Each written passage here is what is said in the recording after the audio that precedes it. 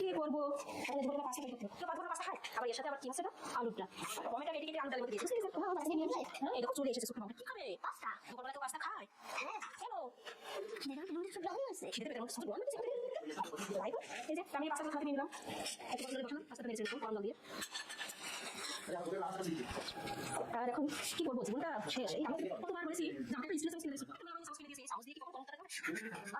আরে তোমার বলতে একটা স্পেস কিনে দিতে সবটা সাউস দিয়ে করেছি এইভাবে কি মানুষ চলে তোমার লাইট চলে এই তরকারিটা করছে আপনি বুঝি গ্যাসটা নষ্ট করে আস্তে বুঝছে পাস্তা করবো আমি পাস্তা লেগে যাচ্ছে বলছি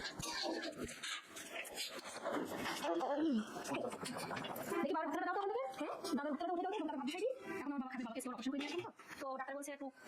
মানে নরমাল খাবার খেতে ঝালটা একটু কম হবে তো এই যে বাবার জন্য গুছিয়ে নিলাম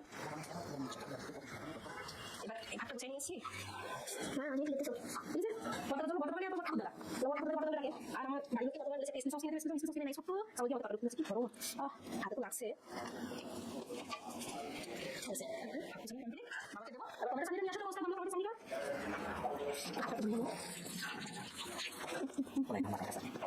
আমার না এই না মানে টেকনিক যে কয়টা সামনে দিতে হবে সামনে করেছি অল্প করে করেছি খুব সংখ্যা কম তো অল্প করে একটা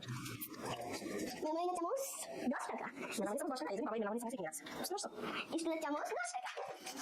প্লাস্টিকের চামচ 10 টাকা এটা আমার কিচেন রুম আমি এখানে টুকটুক করে সব রান্না করি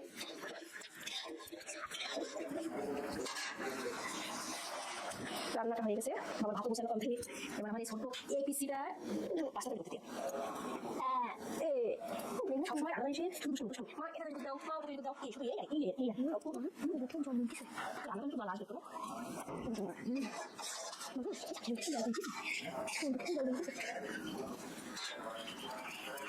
চোখের জমি ঢুকেছে আমার নাম লিখে পাস্তাটা সিদ্ধ হয়ে গেছে এবার আমরা পাস্তাটা ধুয়ে নেবো জল সরিয়ে নেবো